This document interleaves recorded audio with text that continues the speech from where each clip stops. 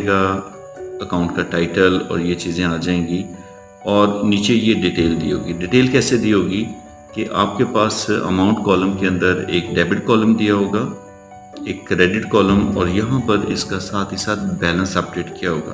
तो आपको याद होगा कि जब हम लेजर की वीडियो बना रहे थे तो वहाँ पर हमने डिस्कस किया था कि लेजर को मेंटेन करने के लिए दो मेथड है हमारे पास। एक हमारे पास टी अकाउंट है, टी शेप में आप लेजर बनाते हैं, जबकि कैश बुक अभी हम देखेंगे वो टी अकाउंट में बनी होगी।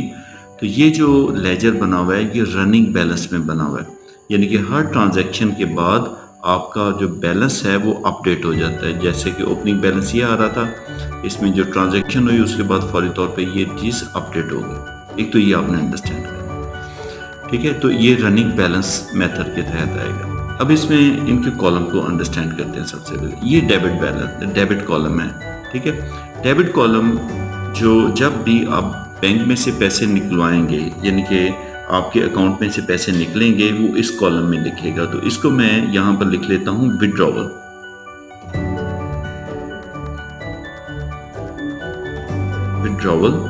ओके। तो ये वाला सारा जो कॉलम है विड्रॉल है, यानी कि आपके लिए ये थोड़ा सा परेशानी वाला कॉलम है। जब भी इसमें पैसे लिखे आएंगे समझे कि आपके अकाउंट में से पैसे आउट हो गए।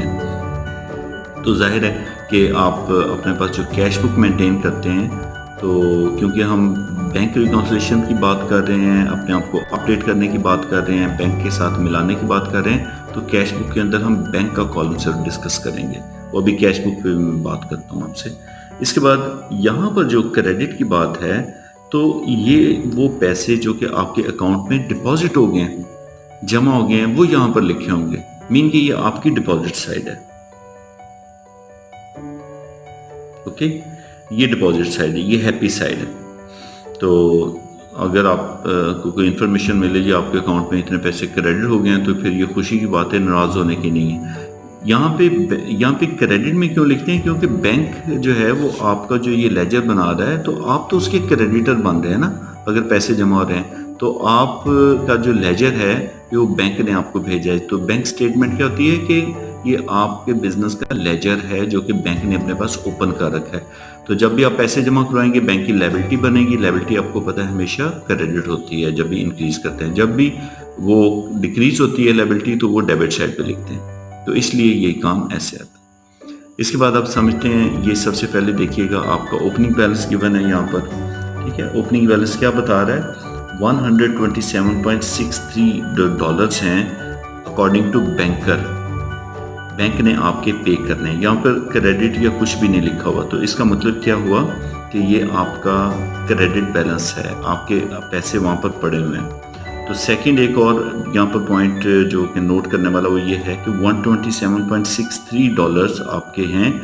यहाँ पे डेबिट या क्रेडिट नहीं लिखा, तो आप देखें कि क्रेडिट में आपके 667.42 डॉलर क्रेडिट हुए हैं। तो इस अमाउंट में ये ऐड हो गए, तो ये देखें 400 समथिंग बन गई। इसका मतलब है ये ऑलरेडी क्रेडिट बैलेंस था, ठीक है। तो CR कई दफ़ा लिखा होगा, कई दफ़ा नहीं लिखा होगा, ठीक है। तो वो क्रेडिट बैलेंस ही होगा। और आते जाए आगे, ये देखिए ये OD आ गया, ओवरड्राफ्ट या DR बैलेंस लिखा होता है। ओवरड्राफ्ट या DR बैलेंस लिखा होता है। तो इसका मतलब है अब बैंकर ने हमसे पैसे लेने हैं, हम उसके डेटर बन गए यहाँ पर, ठीक है।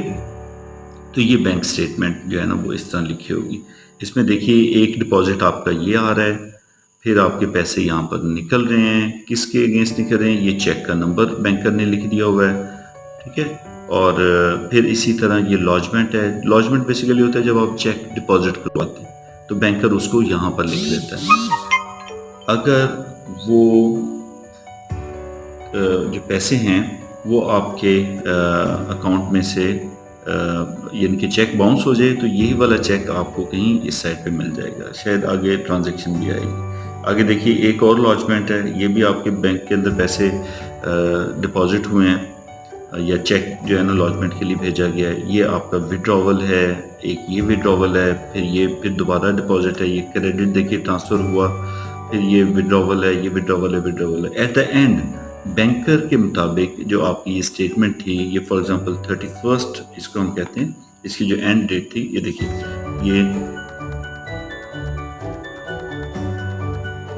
ये देखिए, इसमें ये 31 दिसंबर को ये आपका बैलेंस ये आ रहा है। बैंक कहता है कि आपका बैलेंस मेरे पास ओवरड्राफ्ट चल रहा है और वो ये है, which is not equals to balance which our cash book is saying. तो इसी वजह से आपको BRS प्रिपेयर करना पड़ता है। अब मैं आपको लेके चलता हूँ कि आपके पास ऑफिस में क्या डाटा अवेलेबल था। ये देखिए, सबसे पहले कैश बुक है। कैश बुक का ये एक कॉलम दिया हुआ है, कुछ नहीं लिखा कौन सा है, तो ये आपका बैंक का कॉलम है। बैंक, क्योंकि बैंक का कॉलम ही लेके चलेंगे। ये डेबिट साइड है आपकी और ये बैंक की क्रेडिट साइड है, राइट।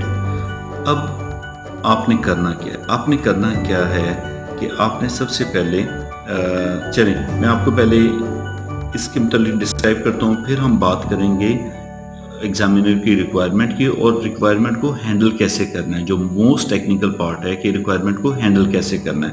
तो जैसे मैंने आपको अभी बैंक स्टेटमेंट के मुतालिक बताया कि ये आपके पैसे बैंक में से निकल रहे हैं, ये आपके पैसे बैंक में जमा हो रहे हैं, ये अपडेट हो रहा है बैलेंस। इसी तरह आप जब कैश बुक की बात करेंगे, ये देखिए कैश बुक के अंदर अब हम इसको अंडरस्टैंड करते हैं। कैश बुक के मुताबिक ये सबसे पहले ओपनिंग बैलेंस देखें 127.63। इट मीन्स कि बैंक में हमारे पैसे पड़े हुए हैं हमारे मुताबिक। ओके, ये जब भी बैंक में आप पैसे या डिपॉजिट चेक डिपॉजिट करवाएंगे तो आप उसको डेबिट साइड पे लिखेंगे, क्योंकि आपका बैंक एसेट है तो बैंक में जब भी इजाफा होगा तो डेबिट साइड पे प्लेस करेंगे। ये उस पर्सन का नाम है जिसका ये चेक था, तो ये है deposited cheque into the bank. ये फिर TH जो है ना, उनका चेक हमने डिपॉजिट करवाया अपने बैंक में, फिर B.T का चेक डिपॉजिट करवाया, फिर M का चेक डिपॉजिट करवाया, राइट। अब आ जाएं बैलेंस, तो क्योंकि बाद में बैलेंसिंग फिगर तो बाद में आती है ना, फिर आप आ जाएं इसके विड्रॉवल साइड पे। तो इसका मतलब है ये आपकी डिपॉजिट साइड है और ये आपकी विड्रॉवल साइड। ओके, तो यहाँ पे M.V को आपने चेक का नंबर ये था जिसके अगेंस्ट पेमेंट की, ये इशूड चेक है, ये आपने चेक इशू किया, अपने बैंक में से पैसे निकाल दिए। फिर आपका बैंक डिक्रीज किया C.C, ये आपका चेक का नंबर है जिसके अगेंस्ट आपने पेमेंट की, ये 81.13 है। फिर M.VR, वो M.V अलहदा था, ये M.VR अलहदा, इसको आपने चेक इशू किया, पैसे आपके बैंक में से गए। फिर D.P को आपने चेक पे किया, ये गए। फिर N.L को चेक पे किया, ये गए। तो जब आपने देखा कि आपके पास अब बैलेंस क्या रहता है, तो बैलेंस हमारे पास यहाँ पर जो बैलेंस है बैंक के मुताबिक हमारी लायबिलिटी बन गई, यानी कि बैंक का क्रेडिट बैलेंस जो है कैरी डाउन इधर है और ब्रॉड डाउन इधर आ गया। तो बैंक के हमने 31 दिसंबर को इतने पैसे देने हैं, ओके 18.51। जबकि बैंकर क्या कह रहा है? बैंकर कह रहा है नहीं, आपने तो 18.51 नहीं, आपने 189 पॉइंट समथिंग देने। तो यहाँ पे कॉन्फ्लिक्ट आ गया, ये अमाउंट और ये अमाउंट आपस में टैली नहीं की। अब इसके अंदर याद रखिए दो वजूहात हो सकती हैं, ठीक है। पहली वजह ये हो सकती है कि कुछ बैंक की ट्रांजैक्शन हैं जो कि अभी हमारे पास अपडेट नहीं हुई, तो पहले तो उन्हें अपडेट करेंगे, तो इसको बोलते हैं रिवाइज्ड कैश बुक, ठीक है, रिवाइज्ड कैश बुक। अब रिवाइज कैश बुक के लिए ये आप ध्यान में रखिएगा, मैं सारा का सारा ये कैश बुक के अंदर डाटे को सॉल्व करूंगा, फिर मैं आपको BRS का अलहदा फॉर्मेट पे बताऊंगा। मैं इसको एक्सटेंड कर लेता हूँ, एग्ज़ाम में आप नहीं कर पाएंगे ऐसे, क्योंकि क्वेश्चन कहीं पे है और आप कहीं पे सॉल्व कर रहे हैं। तो आपको रिवाइज कैश बुक की ऐसे, जैसे मैंने यहाँ पर हेडिंग दे रखी है, इधर आप रिवाइज कैश बुक लिखेंगे। तो ओपनिंग बैलेंस कौन सा लेंगे? ओपनिंग बैलेंस ये वाला ब्रॉड डाउन वाला लेंगे, यहाँ से आप शुरू करेंगे। मीन कि इसको आप अगर छुपा दें तो ये आपकी रिवाइज कैश बुक अब बनना शुरू हो जाएगी।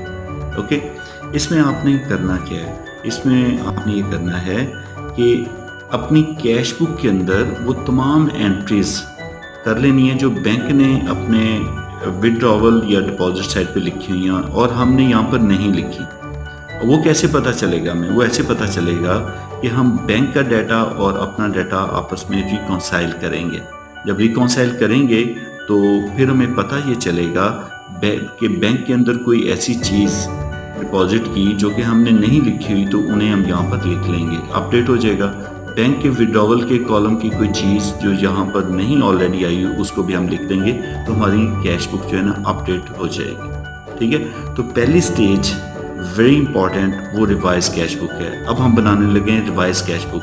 तो स्टेप नंबर 1 प्लीज़ याद रखिए। स्टेप नंबर 1 आपका क्या है? स्टेप नंबर 1 आपका ये है कि आपने सबसे पहले अपनी जो बैंक स्टेटमेंट है इसका ओपनिंग बैलेंस अपने ओपनिंग बैलेंस के साथ चेक करना है, टैली करना है, ठीक है। ये देखिए यहाँ पे आपकी कैश बुक के अंदर ओपनिंग बैलेंस कितना आ रहा है 127.63 और इसमें देखिए जो बैंक स्टेटमेंट में उसमें आपका बैलेंस वही वाला सेम बैलेंस है, ये और ये वाला बैलेंस सेम है। तो आपने दोनों साइड पे टिक लगा लेना है, ये टिक लगा लें, लेड पेंसिल यूज़ कर लीजिएगा, ठीक है, पेपर के अंदर, ये मैं इसी को यूज़ कर रहा हूँ।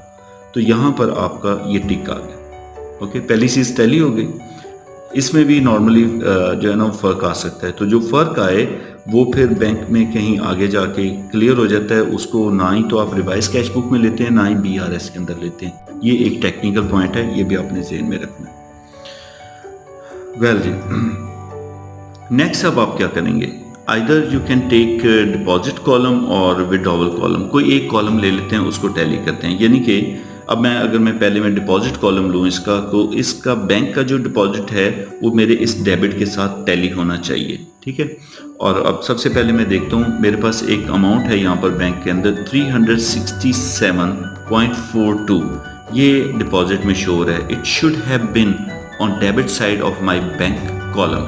तो इसको कैश बुक के साथ टैली करते हैं। ये देखिए, ये जब कैश बुक देखी तो ये आपको 367.42 और ये 367.42 ये दोनों टैली आ गई। तो इसको आपने टिक कर देना यहाँ पर, मीन के इसको ना ही तो BRS के अंदर लेने की जरूरत है क्योंकि इसमें तो डिस्प्यूट है ही नहीं हमारा। तो जहाँ पे डिस्प्यूट होगा उसको रिकॉन्सिलेशन में या रिवाइज कैश बुक में लेके आएंगे। तो पहली बात ये आ गई। अच्छा, सेकंड अब देखिए डिपॉजिट साइड में मेरे पास यहाँ पे 84.656 आ रहा है। तो इधर देखते हैं डिपॉजिट में है ये देखिए 84.56 डॉलर्स, राइट। इसने यहाँ पर उसका कुछ भी नहीं लिखा हुआ, तो हमने तो अपने डेटर का नाम लिखना था ना, तो इसको ज़रूरत नहीं है लिखने की, इसने बस उस चेक का रेफरेंस नंबर वगैरह लिखा होगा। तो अब हम इसको टैली कर लेते हैं, यहाँ पे टिक कर लें, ओके। अब आ जाएं आप तीसरी चीज़ के ऊपर, ये 97.42 इसको ढूंढते हैं हम अपने डिपॉजिट वाले कॉलम में। ये 97.42 बिल्कुल ये भी आ गया, इसको भी टिक कर लें, ठीक है। इसमें कोई डिस्प्यूट नहीं है हमारा, राइट। इसको हमने यहाँ पे टिक कर लिया और इधर आपने इसको यहाँ पे टिक कर लिया, ओके। फिर एक हमारे पास है 41.99, ये क्रेडिट ट्रांसफ़र है। तो क्रेडिट ट्रांसफ़र की ज़्यादा जो है ना वो, क्योंकि पहले इंफॉर्मेशन बैंक के पास आती है, हो सकता है कि हमारे पास कैश बुक के अंदर अभी अपडेट ना हुआ हो, हमारे पास इंफॉर्मेशन ना लिखी हो। तो इसको बहरहाल पहले आप चेक करेंगे। ये देखिए मेरे पास एक ही इंफॉर्मेशन है, उसके बाद तो बैलेंस आ गया। बैलेंस को तो हमने वो कैरी डाउन किया हुआ है, इसलिए इसको तो हमने यहाँ पे कंसिडर नहीं करना। तो यहाँ पे देखिए एक अमाउंट हमें नज़र आ रही है, लेकिन ये अमाउंट वहाँ पर नहीं है, ओके। तो ये वाली अमाउंट जो है आपकी बैंक स्टेटमेंट की, इसको सबसे पहले आप क्या करेंगे, अपने डिपॉजिट साइड पे आप लिख लेंगे। ये देखिए 41.99 आप इसको डेबिट साइड पे लिख लेंगे, ठीक है। तो इसको आप जब इधर लिखेंगे तो आप यहाँ पर इसका टाइटल दे देंगे GJ आई गेस, ठीक है। तो ये क्रेडिट ट्रांसफ़र है, क्रेडिट ट्रांसफ़र। ये क्रेडिट ट्रांसफ़र मैं अपनी इंफॉर्मेशन के लिए जस्ट लिख लूँ ताकि पता लगे। तो इसका मतलब है ये और ये दोनों चीज़ें अब टैली कर रही हैं, ठीक है। तो यहाँ पर आपने इसको, ये रिवाइज कैश बुक अब बन रही है नीचे, ठीक है। मैंने आपसे कहा कि मैं इसी को कंटिन्यू करूँगा। ये वाला जो सेक्शन है मैं प्रिपेयर कर रहा हूँ कि बैंक की एंट्रीज जो की हुई हैं और हमने नहीं की थी, अब उन्हें हम अपडेट अपने पास कर रहे हैं। तो ये पहली इंफॉर्मेशन मैंने अपडेट कर ली कि बैंकर ने डिपॉजिट साइड पे पैसे लिखे हुए थे और हमने यहाँ पर डिपॉजिट कॉलम में नहीं लिखे थे, तो उसे मैंने यहाँ पर लिख लिया, क्लियर। अब यहाँ पे बैंकर की वो तमाम चीज़ें हमारे पास अपडेट हो चुकी हैं, कुछ तो हमने ऑलरेडी की थी, जो मिसिंग था वो मैंने यहाँ पर लिख लिया। अब आ जाए विड्रॉवल साइड पे। विड्रॉवल साइड पे सबसे पहले आप देखिए 81.31, ठीक है। इसको हमें कहाँ ढूंढना है, हमें अपने बैंक कॉलम के अंदर क्रेडिट साइड पे ढूंढना है। तो देखिए 81.13 है मेरे पास, यहाँ पे 81.31 है और ये 81.31 है। तो और चेक का नंबर भी सेम है, ठीक है, चेक का नंबर भी हमारे पास सेम है। तो ये वाला चेक का नंबर जो है ना वो आपका यहाँ पर सेम है। तो ये देखिए चेक का नंबर ये सेम है, ये चेक का नंबर और ये चेक का नंबर सेम है, लेकिन अमाउंट के अंदर फ़र्क देख रहे हैं आप, 81.13 है और ये 81.31 है। मीन के बैंक ने ज़्यादा डेबिट कर दिया। तो क्यों ज़्यादा डेबिट किया होगा, कोई इसके अंदर हमारे पास जो बैंक के कुछ चार्जेस होंगे या कोई विदहोल्डिंग टैक्स होगा, कोई उस तरह का सीन है। तो इसमें आप देखें कि 81 की ट्रांजैक्शन $81 टैली कर गए ये, लेकिन 13 है ये 31 है। तो ये जो इसका डिफरेंस है वो 18 जो डॉलर्स पॉइंट 18 जो आपका डिफरेंस है वो आ रहा है, और उसको आप यहाँ पर क्रेडिट साइड पे लिखेंगे फर्दर, जो आपका $0.18। ओके, तो ये आपका जब यहाँ पर ऑलरेडी आपकी एंट्री 81.13 से हो चुकी है, इसमें हम $0.18 और ऐड करेंगे तो हमारी ट्रांजैक्शन और इसकी दोनों टैली कर जाएंगी, राइट। ये भी हमारे पास भी जो चेक का विड्रॉवल है वो 81.31 ही आएगा। तो इसका मतलब ये अब आपने टैली कर लिया, इसको टिक कर लिया। फिर नेक्स्ट एंट्री देखें, ये 364.42 चेक का नंबर क्या है, ये आपके पास है 675। इधर देखिए 675 इशू हुआ हुआ है, चेक बिल्कुल हुआ हुआ है, और अमाउंट भी वही है जो कि वहाँ पर लिखी है, इसमें कोई टैक्स वाला मामला नहीं है। तो इसको आपने यहाँ पर टैली कर लिया। फिर नेक्स्ट देखिए ये 673 जो चेक है हमारा, ये 272.61 क्या वहाँ पर आया हुआ है, बिल्कुल ये देखिए सेम अमाउंट है। तो लिहाजा इसको आपने टिक कर देना अमाउंट। ओके, ये अमाउंट को यहाँ पे अमाउंट्स को टिक कर देते हैं हम, ये टैली होगी। फिर अब देखिए नेक्स्ट आगे हमारे पास 150 ये स्टैंडिंग ऑर्डर है। तो इसकी इंफॉर्मेशन बैंक के पास पहले अपडेट हो जाएगी और हमारे पास जो इंफॉर्मेशन है वो हो सकता है कि बाद में आए, या फिर हमारे पास इंफॉर्मेशन आई ही ना हो अभी। तो बैंक स्टेटमेंट आई है तो हमें पता लगा। ये देखिए इसमें अब और कौन सी वैल्यूज़ रह गई, यहाँ पे 150 मुझे नज़र नहीं आ रही। तो इसका मतलब है कि मुझे पेमेंट साइड पे 150 लिख लेना चाहिए कि बैंक में से ये मेरे पैसे आउट हो गए। तो यहाँ पे आप जो भी उसका एक्सपेंस था L डॉट, ये कुछ पेमेंट हमने उन्हें पहले की हुई थी, कही हुई थी, उन्होंने कर ली। तो यहाँ पे देखिए ये टैली हो गया, ये भी हमने यहाँ पर लिख लिया। Okay alright. तो उसके बाद फिर आगे नेक्स्ट आपके पास 12.48 ये क्या लिखा हुआ है, चेक डिसऑनर्ड। चेक कभी इन्होंने डेबिट जो है ना वो लॉजमेंट के लिए क्रेडिट साइड पे लिखे थे, अब वो चेक बाउंस हो गया तो ये क्रेडिट पे लिख दिया उन्होंने। तो इसी तरह हमने जब चेक डिपॉजिट कराया होगा तो कभी हमने इस साइड पे लिखा होगा ये 127 में शायद ऐड है, अब ये बाउंस हो गया। तो आपको पता है कि अगर आपके डेबिट में कोई चीज़ है उसको आपने कैंसिल करना है तो आपको क्रेडिट साइड पे से लिखना पड़ता है। तो यहाँ पे हमने क्योंकि ऑलरेडी लिखा नहीं हुआ, ये है 12.48, तो ये तो कुछ और है, ये 12.13, ये तो चेक का नंबर और लिखा हुआ है। तो यहाँ पे तो ये चेक इशूड है जबकि ये चेक बाउंस हुआ हुआ है। तो इस बाउंस चेक को आप अपने पास रिकॉर्ड लिखेंगे 12.48, ठीक है, ये डिसऑनर्ड चेक। यहाँ पे आप डेटर का नाम लिखेंगे, फॉर एग्जांपल मिस्टर के था ये, तो ये आपने टैली कर लिया यहाँ पर। ओके, अब ये देखिए बैंक चार्जेस। बैंक चार्जेस भी मैंने आपसे कहा कि bank charges, standing order, direct debit, तो ये चीज़ें बैंकर के पास इंफॉर्मेशन आती है, हमारे पास जब बैंक स्टेटमेंट आती है फिर पता चलता है। तो यहाँ पे देखिए कि स्टैंडिंग ऑर्डर के ये बैंक चार्जेस के हवाले से पहले एंट्री नहीं हुई, तो हम क्या करेंगे, यहाँ पर लिखेंगे बैंक चार्जेस, और अमाउंट है हमारी 27.56। इसको भी हमने यहाँ पे भी टिक कर लिया, इधर भी टिक कर लिया। तो डियर व्यूअर्स, अब ये देखें कि हमारे पास डिपॉजिट साइड पे सारी चीज़ें टिक हो गई हैं। कुछ डिपॉजिट हमने ऑलरेडी पहले लिख लिए हुए थे इधर, जो नहीं लिखे थे वो हमने यहाँ पर अपडेट कर दिए। कुछ हमने ऑलरेडी यहाँ पर टिक कर लिए और कुछ जो है वो अभी हमने अपने आप को अपडेट कर लिया। जो नहीं हमने डिपॉजिट में लिखे हुए थे उन्हें हमने कर लिया। इसी तरह जब आप पेमेंट साइड पे आते हैं तो सारी पेमेंट्स को हमने टिक कर लिया। जो जो बैंकर ने लिखी हुई थी, जो बैंकर ने जो है ना वो विड्रॉवल किए हुए थे और हमने नहीं लिखे थे, उनको हमने अपने पास अपडेट कर लिया या हमने उसे करेक्ट कर दिया। जो वैल्यू है, जैसे ये 0.8 वाली वैल्यू हमने करेक्ट कर ली। ओके, तो जब यहाँ पर काम हमने कर लिया तो इसका मतलब है अब हमारी वो जो रिक्वायरमेंट है जो एडजस्टेड कैश बुक वाली थी वो हमने कंप्लीट कर ली।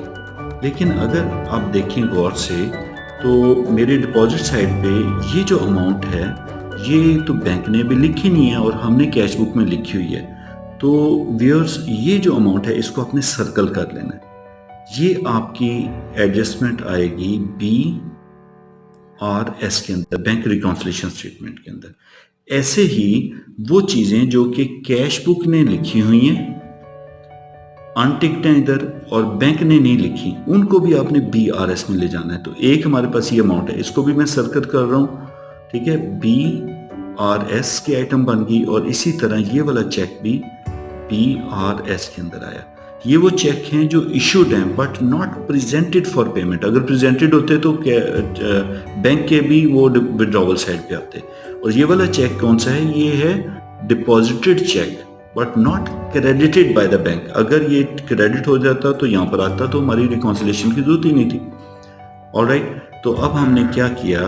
पहला स्टेप हमने किया, हमने रिवाइज कैश बुक। ये जो सेक्शन अब बना रहे हैं ये सेक्शन सारा रिवाइज्ड कैश बुक है। इसे हम कहाँ से लेके चले? जो हमारा पहला बैलेंस था अनएडजस्टेड कैश बुक का, उससे हमने स्टार्ट किया और बैंकर के तमाम इंफॉर्मेशन जो उसने हमारे विड्रॉवल साइड पे लिखी थी उनको हमने यहाँ पर लिख लिया अपने पास। और बैंकर की तमाम डिपॉजिट वाली चीज़ें जो कि हमने मिस की थी उनको हमने यहाँ पे लिखा। ओके, और उसके बाद हमने इसको अपडेट करना है। और कौन सी इंफॉर्मेशन हमने छोड़ी, अभी हमने अपडेट नहीं की वो, क्योंकि हम ऑलरेडी अपने पास तो लिख चुके थे ये डिपॉजिटेड चेक। ये बैंक ने नहीं लिखे। क्यों नहीं लिखे? क्योंकि बैंक को कुछ टाइम लगता है इन्फॉर्मेशन को अपडेट करने के लिए, अभी टाइम डिफरेंस की वजह से। लिहाजा इनको हम BRS का हिस्सा बनाएंगे। ये आपके डिपॉजिटेड बट नॉट क्रेडिटेड हैं, इनको भी रिवर्स कर लेंगे फॉर द टाइम बिंग। और ये हमारे चेक जो इशूड हैं बट नॉट प्रेजेंटेड, इनको भी हम for the time being reverse कर लेंगे। तो मैं जो मेथड करवा रहा हूँ आपको, उसमें अब आप क्या करेंगे कि इसको यहीं पे हम इसको, ये अब क्वेश्चन आपका नीचे सॉल्व, हाफ आपने क्वेश्चन सॉल्व कर लिया हुआ है। अब यहाँ पे मैं इसको अपडेट करूँगा आपके लिए। इसका बैलेंस हम देखेंगे, राइट। तो इसकी क्रेडिट साइड एक्सीड कर रही है, डेबिट साइड कम है और क्रेडिट साइड पे आपका टोटल आ रहा है 108.73। इसको प्लीज़ ज़रा एक दफ़ा आप खुद भी ज़रा कैलकुलेट कर लीजिएगा, क्योंकि कैलकुलेटर नहीं मैं यूज़ कर रहा तो शायद कोई मिस्टेक ना हो जाए। तो ये अब आप देखिए कि ये वाली शॉर्टर साइड है तो कैरी डाउन इधर आ जाएगा ना, ये आपका आ जाएगा 166.74। ये आपका अपडेटेड बैलेंस है। ये बहुत इंपॉर्टेंट है। ये वो बैलेंस है जिसको आप अपने स्टेटमेंट ऑफ फाइनेंशियल पोजीशन में जो करंट एसेट्स या करंट लायबिलिटीज के अगेंस्ट लिखेंगे, क्योंकि क्रेडिट बैलेंस है तो करंट लायबिलिटी आएगी। अगर ये कैरी डाउन इधर आ जाता तो ये आपका डेबिट बैलेंस आना था, ठीक है। ये अब देखिए, इसको मैं अगेन यहाँ पर ब्रॉड डाउन लेके आ रहा हूँ।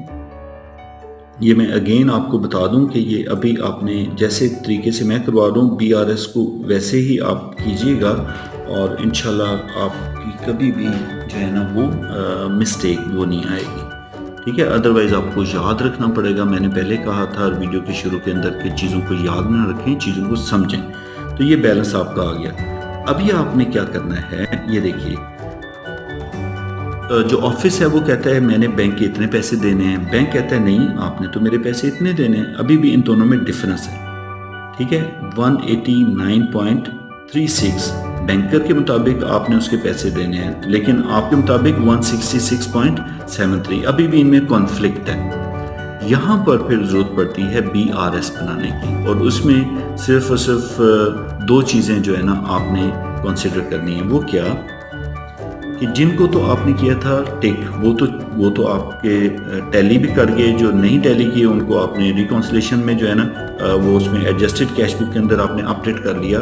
अब ये देखिए यहाँ पे आपको एक अमाउंट नज़र आ रही है, check deposited but not credited by the bank, क्योंकि बैंक की यहाँ पे क्रेडिट साइड पे कहीं भी ये चीज़ नज़र नहीं आ रही, तो इसको आपने BRS में लेके जाना है। तो ये आपको फॉर द टाइम बिंग आप इसे रिवर्स करें। रिवर्स कैसे करेंगे कि ये आपका डेबिट में लिखा हुआ है, तो इसको रिवर्स करेंगे तो मैं यहाँ लिख लूँगा ना, ये 216.84, इसको लिखेंगे अनक्रेडिटेड।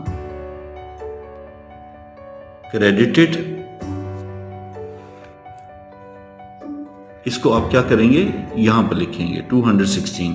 ये मैं दोबारा प्लीज बताता हूं कि हमारे पास देखिए कि ये वाला जो चेक था, इसको BRS वाला जो सेक्शन ये जो अब बन रहा है रिवाइज के बाद, ये मैंने बैलेंस यहाँ पे ब्रॉड डाउन किया, तो ये अब BRS का सेक्शन बन रहा है। ठीक है, ये कहाँ किसका बन रहा है, ये बनेगा BRS का सेक्शन, और ये वाला सेक्शन जो आपका मैंने ये बनाया है, ये आपका सारा का सारा ये रिवाइज्ड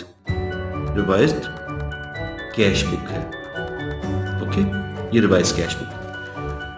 तो यहाँ से बैलेंस हमने स्टार्ट किया, रिवाइज कैश बुक का बैलेंस लिया, और जो डेबिट साइड पे उधर लिखी हुई थी कैश बुक की चीज़ें और बैंकर ने नहीं लिखी थी, उसको रिवर्स कर दिया। इसी तरह पेमेंट साइड पे आपने कुछ चीज़ें ये देखिएगा जो सर्कल हमने की हुई हैं, ये अगर आप देख पा रहे हैं, ये 182 समथिंग और ये 12.13, ये आपने क्रेडिट पे आपने लिखी हुई हैं, लेकिन बैंकर ने नहीं लिखी। तो अभी फॉर द टाइम बिंग इनको आप डेबिट साइड पे रिवर्स कर लें, यहाँ पे रिवर्स कर लें। ये इनकी एंट्रीज नहीं कर रहे, सिर्फ रिकॉन्सिलेशन बना रहे हैं। ठीक है, लेजर में हम इसको लिख नहीं रहे, यानी कि वहाँ पर हमने लेजर के अंदर डेबिट क्रेडिट नहीं करना, ये सिर्फ रिकॉन्सिलेशन के लिए मैं आपको हेल्प आउट कर रहा हूँ कि वो आपने यहाँ पर ऐसे लिखना है। ये आ गया आपका 12.13। ओके, सो ये दो चीजें, ये क्या थे, ये इश्यूड चेक थे बट अनप्रेजेंटेड चेक्स। ठीक है, ये भी अनप्रेजेंटेड है। तो अब आप जब इसको फाइनली बैलेंस करेंगे, जब आप इसको बैलेंस करेंगे, तो ये आपका जो टोटल है, जो अब बैलेंस अब रिकॉन्सिलेशन वाला आएगा, ये वही आएगा जो कि बैंकर के मुताबिक है। ठीक है, इसको सम करके हम यहां लिख लेंगे।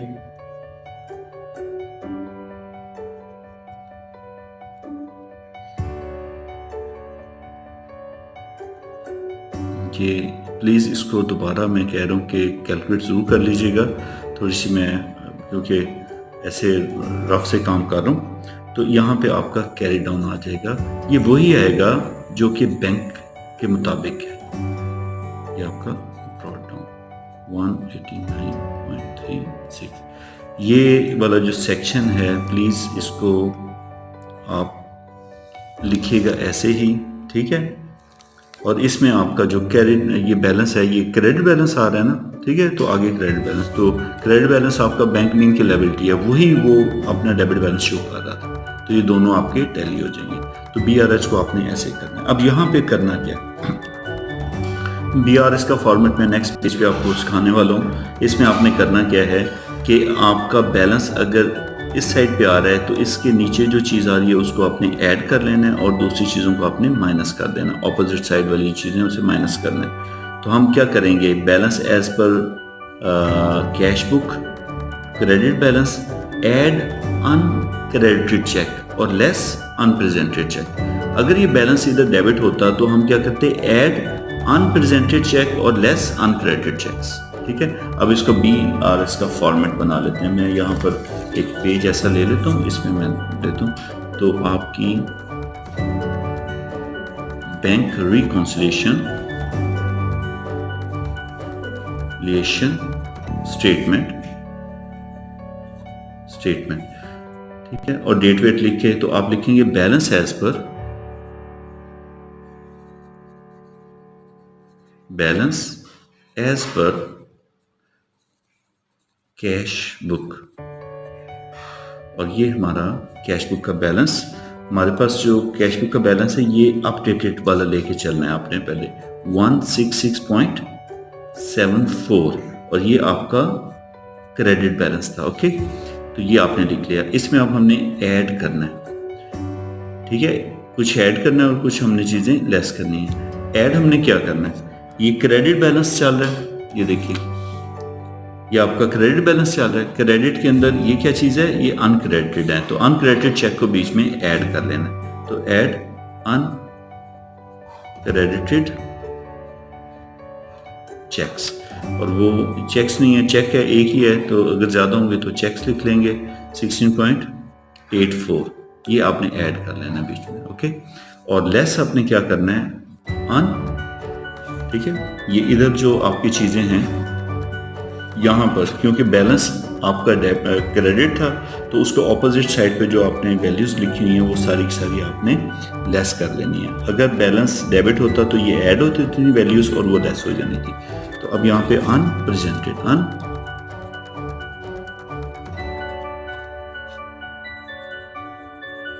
यहाँ पर चेक्स लिखूंगा क्योंकि दो चेक थे हमारे पास, ठीक है, दोनों की वैल्यूज़ हैं, ये आपका 182.09 और दूसरा है 12.13, ये दोनों को आपने बीच में से लेस कर देना है।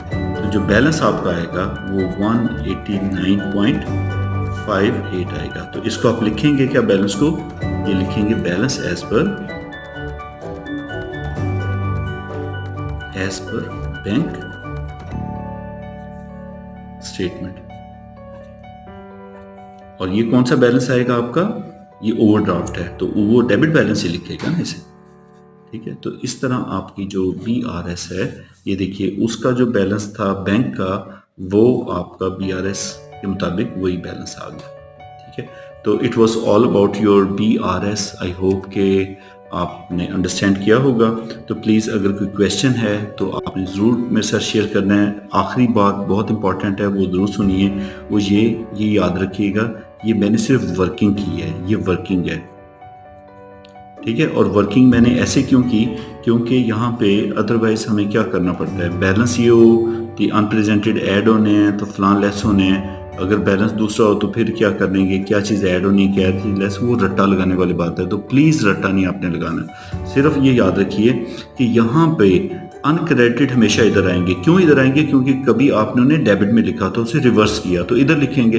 अनप्रेजेंटेड इधर आएंगे, क्यों, क्योंकि आप रिवर्स कर रहे हैं। कभी आपने उन्हें क्रेडिट साइड पे लिखा तो उसको ठीक करने के लिए, रेक्टिफाई करने के लिए आपने यहाँ पे लिखा। तो ये आपकी लेजर के अंदर पोस्टिंग नहीं है, ये जस्ट कॉन्सेप्ट है आपका, ठीक है। इसको आपने उधर डेबिट क्रेडिट करना नहीं है, लेकिन यहाँ पे लिखने के वाले से बस आपने ये जस्ट एक वर्किंग है, ये लेजर के अंदर एंट्रीज नहीं है। तो आपका बैलेंस अगर डेबिट साइड पे आता है तो अनक्रेडिटेड तो ऑलरेडी इधर ही थे, ठीक है, अनक्रेडिटेड इधर ही थे। तो इन्होंने हमेशा जो भी यहाँ पे बैलेंस होगा उसमें ये चीज़ आपने अनक्रेडिटेड को ऐड कर देना है, और ऑपोजिट वाला जो मामला है उसको आपने लेस करते हैं। अगर बैलेंस यहाँ पे आ जाता, सपोज 300 इधर बैलेंस आता, तो उसमें ये चीज़ें ऐड हो जानी थी, दोनों 182 और 12, और ये माइनस हो जाना था, ठीक है। तो आई होप कि आप इंशाल्लाह ये हेल्प आउट बहुत ज़्यादा करेगा ये कॉन्सेप्ट, और ये चीज़ जो है ना, जब आप इंशाल्लाह पेपर में बैठे होंगे तो पेपर में इंशाल्लाह कभी भी आपको प्रॉब्लम नहीं आने वाली। तो अल्लाह ताला आपको सेहत तंदुरुस्ती दे। Stay blessed.